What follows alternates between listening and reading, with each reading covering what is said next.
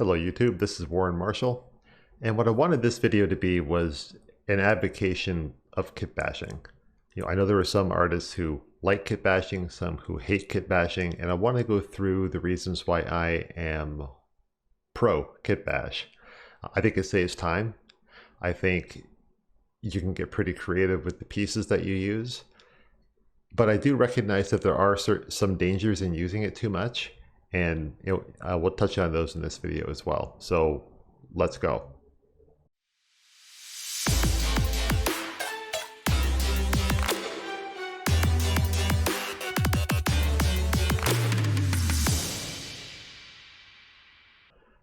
So when I say kitbash, in the sense of modeling, what I mean is you have a library that consists of a bunch of pieces that you use pretty commonly.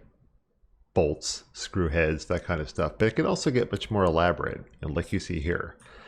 I've gone through my various libraries and stuff, and I've pulled out a bunch of these curly, leafy, flowery things, and I thought, these could be fun to build like a picture frame out of, or like a mirror frame or something. And that would be a good example of how I would use kitbashing if I was asked to build something like that. Now, obviously, this varies depending on art style and that kind of stuff and what the art director wants. But if you can get away with it, having a library like this can save you a lot of time. So let's figure out what shape of picture frame we're going to do, and then let's dive in. Okay, so first thing we want to do is just push this over to the side. Let's start up a new mesh item, and let's just change this to change this name to library or something so I know which mesh item it is. Go into main. We'll just make a simple shape here, something like, we're going to do a picture frame. Let's just go with that. So we'll just put like a reference shape in here for now. And we will center it on the world origin. Now we won't even push it up. We'll just toggle the grid off. How'd that be? Okay, so from here, I could just hop over to the kitbash library and start to pull pieces over. Now I want to start with something like this because I like the way that kind of looks on the edge. I'll push it up a bit so it doesn't clip quite as bad, and we'll try to cover up the rest of it later. Now what I can also do is, once meshes are in here, I can grab edges, pull things around, and just manipulate them, because I don't care what the back looks like, it's really only about the front. So I'm going to grab this mesh, and it's pivot to the world origin, and I'm going to give him an instance mirror. And just put him over here. Okay. So now obviously anything I do on this side will be reflected on that side, and that'll save me a little bit of time. So let's just say, I don't know, we'll grab this piece. And most of this really is, at this point, just about fun. Just start pushing stuff into the mesh and see what it looks like, see if you like it, and just try to get as fancy as you dare get. Do we want to flip that maybe? So that hook part's on that side. Maybe we'll give it a push down, that kind of thing. So you can be there. Grab that, I can mirror him to the top, so he's up there as well. Let's go back to the base frame here for a second. Let's give this a little bit of thickness. And we'll do an inset just so that the frame has some sort of structure. Pull it in a little bit so I know where the actual picture sits. Pull that part up a little, like that. And then I can get a much better idea of what needs to be replaced where. Now, this needs to be covered up. So I need something that's kind of curved that'll fit into this groove here. Well, yeah, and this is not exactly where I want it to be either, but that's okay. Because what that's telling me is that I didn't bother to center this on the correct axis when I first put it in here. So let's align that on Z so we're equally screwed up on both sides. Scale it up a little, pull it up so it kind of pulls out of there. And then this stuff we can grab and pull it down and under so it kind of vanishes. Yeah, there we go, that's better.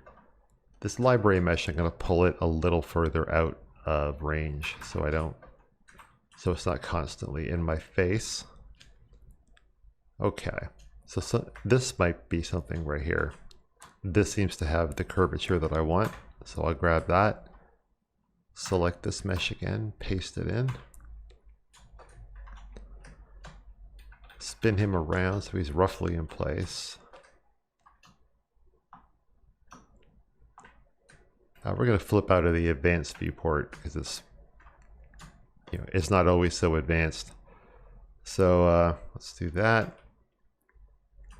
Put him in here, flip to perspective, pull that up a bit. Now this is actually feeling a little bit too large, and I don't like that there. It looks a little crazy, but what if we got really weird with it and did something like this? So it just kind of stuck out the side as well. All right. Now, I'm still left with the same issue though. We got to cover up that part. What about this thing? This looks decent. Nope. Get you down here. Spin you around. Oh, let's get you on Z like everybody else. Pull you over. And then maybe he can come up, so he kind of pushes out of that. That doesn't look too bad to me. This stuff's a little much, but I don't know that I care enough. What if I just gave it a quick scale and a push? Because I like the negative space it creates, pushing out the edge like that, but okay. All right, so let's go ahead and say that is the side of the picture frame, and we're gonna go with that. So let's continue on and do something with this top and bottom. Let's grab this guy because he looks like he'll cover a lot of ground at once. Make a new mesh item, paste him in. Now let's get him going maybe here-ish. Maybe he can be used to define sort of the corner. If I pull him up a little,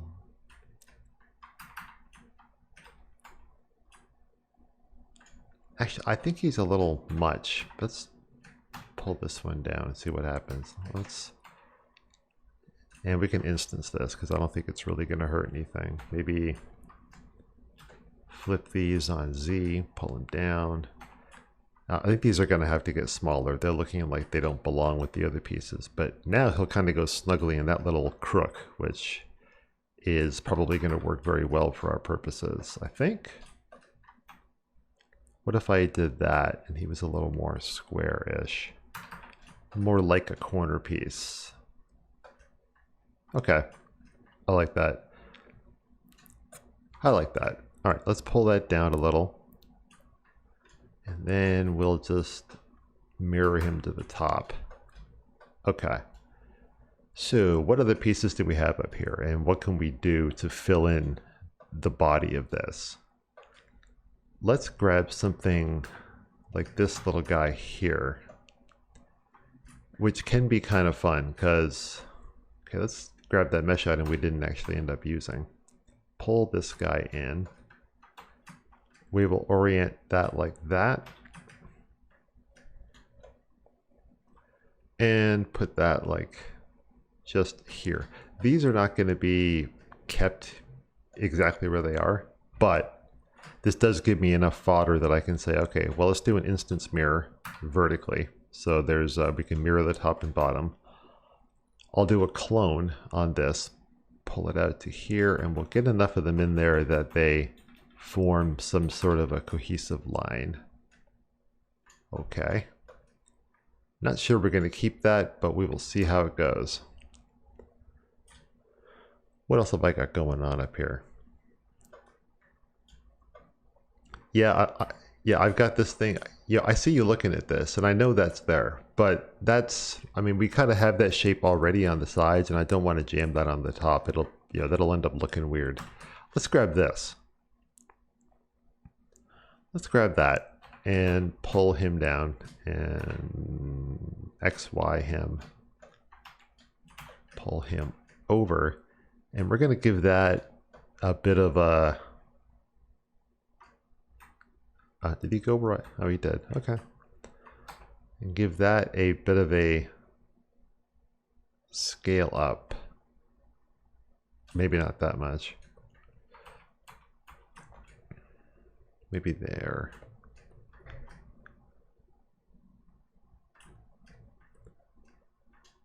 What if I mirror it? Okay, mirror it looks better. I'm kind of mentally running on the idea that this is the top of the mirror up here, or the picture frame, and this is the bottom. So that being the case, yeah, let's truly just start to throw some stuff at the wall here, because I'm kind of getting curious about how, you know, where this is going to go. What about that? Have him blend into here. He'll probably have to scale up quite a bit because he's got some thin parts which aren't really gonna play all that well. Okay. Now if I isolate him, all right, he's got lots of this, but I can probably get away with just grabbing that part and pulling it down. Or pushing it up maybe, so just so it kind of gets out of my face and I don't have to deal with it. And actually I'm starting to think that maybe these are going to go away right now, just for now. And this feels like it wants to be a little plumper because it's feeling squished. Give him a quick mirror, and with that in place, maybe we can use this to, yeah, make a little filler piece that kind of goes, let's see, let's put you, stretch you up a bit down here over there. Do I like you there? Are you being meaningful? Do you have any impact? Kinda, but not really. It feels like I need something just to tie in that back area. Something kind of flat. Something. I really want to use this. I'm like chomping at the bit. But I'm not sure where I can work that in. Just, well, you know what? You know what? Hold on. Let's try this. Let's see. What? No, I don't want you in the mirrored part. You go over here. Let's do this. Scale you down, tilt you, put you over here, and see if we can work you in here in a way that will look like you were put there intentionally.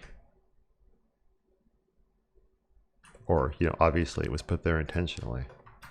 Oh, see, I like that. I like that. Okay. Mirror. Now what I'm actually not liking is this. This looks too spongy. So I think what I'm gonna do. Okay. How about this? Let's take this piece and put it up top like this. We'll get back to that in a second, but for now, put these into here as the pieces that hide the curving bits. Push them up, tilt them forward, and pull them back, and then we can just, can I scale it at all so it's a little, Kinda, yeah. Push him in a little bit so he kind of hides things. What about spinning you that way? No, that's trashy. All right. Going back to you for a second then. What if I grab you? Oop. And pull you up so you're more substantial. Although that's kind of insane. Something like that. Push you up that way. Now, what do I have going on up here? What if I grab this part and delete it? Push you that way. Throw a cage on you, stretch you out so you're more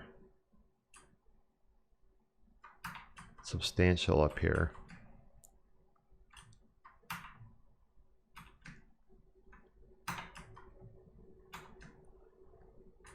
Lattice you into place. And you know, your latticing is not always perfect, but it's often pretty good. I just hate this thing. All right, let's just cut our losses and move on from that. How about instead we try to do something flowery. Let's do something flowery. So let's pull you out, put you up.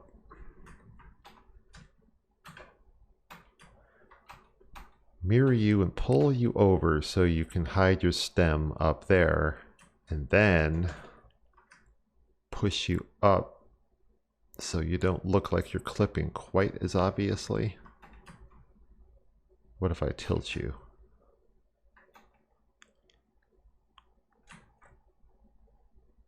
There you go. That kind of wraps around and looks decent. Now I'm going to grab the end and just kind of jam it into the mesh. But that kind of gives a nice 3D effect. Yes, that'll work. So to facilitate trying to get this wrapped up, I went ahead and just made a little basic frame for the background. It's got 4 sides and some slats in the middle. Nothing fancy, but it's enough to get the point across that there's something that we're building on top of. So anyway, back to work on the frame. So we need to figure out what we're going to do down here. Now, it's not really the point of this video to design a picture frame, but you could have, who knows, some sort of a nameplate or whatever down there. So in the interest of wrapping this up in a timely fashion, we're going to do something like this. Spin him around, push him down here. And maybe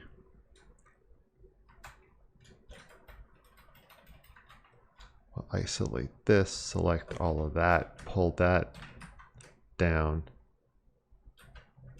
Not quite enough though, so maybe we also need this and this. Pull all of that down, down, down. What if I just, no, pull it down, down, down, and tuck it back a little bit.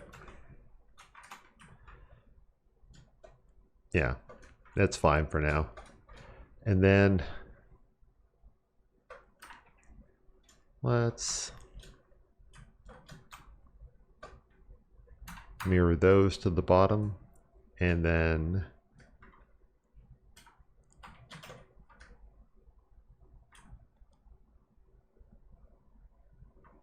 I don't like that. How about we get rid of that then?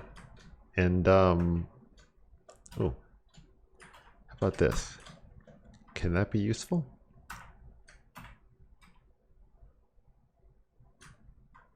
And since we're mirroring, we'll grab the side mesh so it's automatically over there as well. And we can grab that mesh and do the same thing since we want him mirrored and all in the same place. So pull yourself back a little bit. Actually, maybe more of a tilt on this bottom part. Put you there. Grab you. Lift you up. Oh, and then maybe we could flip you on Z, or not Z, I guess. There you go. Yeah, Z. I thought it was Z. Do this. Maybe we go extra fancy. Let's see if we can, what if we grab this thing? Now we're talking. Let's pull that down. No. Do that. Put him up above like that and kind of stick him so we sort of, he's filling in the void there for us.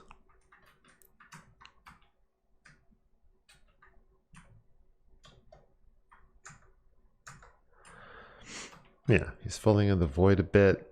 We want to make him a little deeper. Yeah, that's better. Pull him down.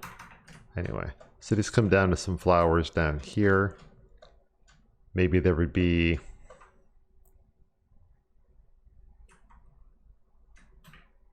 you know, I'm going to get rid of that because I'm never using it for anything. Maybe there would be, you know, some sort of a nameplate or something on here. Nah, that's dumb. Nah. So to finish that out, what could we do? We need something. Oh, here we are. How about this thing? This looks possible. Pull yourself down here. Yeah. Yeah, we're truly getting off the initial topic at this point, and it's just me kind of noodling around. But this is so sort of what happens. You get going with it, and you're like, well, what about this? What about that? What about, you know, try this look, that look. But this is kind of, you know, what kitbashing allows you to do. It allows you to experiment with stuff. Yeah. How do you like the way this is turning out? What do you think about your design choices? And how quickly can you iterate through different things? Maybe we can involve our friend here now. Here we go. Well, no, he was involved before as well, but now he's going to be involved in a whole different way. Try to straighten him out. I should have straightened him out before I started using him, to be honest. But yeah. Here we go. Hold on. Okay, hang on. If I made him deeper, pulled him down, he could even sit like here, push this up. Now, if I go into here, I'm going to grab, cut that rose out of there. Grab him. He's way up high at this, way too high, I think, actually. But he can come down, let's say to here. Let's get rid of this piece. Let's make a new mesh with the rose pasted in, and then the rose will turn right side up and then scale back up so it's got volume again. Maybe put him here. Put him up so he's kind of above the frame a little bit. And then we just need a couple little patchy pieces, like maybe this.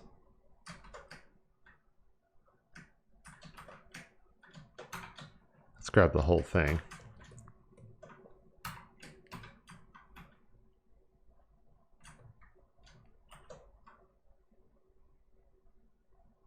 Kind of embed him in here so he takes up a little extra space. Although maybe we flip him so he sort of sits like that, or what have you. But I think you get the idea at this point. Basically, yeah, I would never actually do it like this. It's too bottom heavy down here, but that's okay. You know, whatever, let's move on. I can't stop fiddling. I'm sorry. So let's just call this right here. But basically you can see how this turned out. Now I was able to model this thing up in in a relatively short period of time by grabbing pieces that I've already got and throwing them together in different combinations and coming up with something that I like, design wise. Now I can bake this down, make it a game prop, but we're not going to go that far with it. All I wanted to show here was how a kitbash library can speed you up. Now, what are the downsides? Because I did mention there were some. And one very valid criticism of this technique is that if you never improve your kitbash library, everything you make will start to look the same.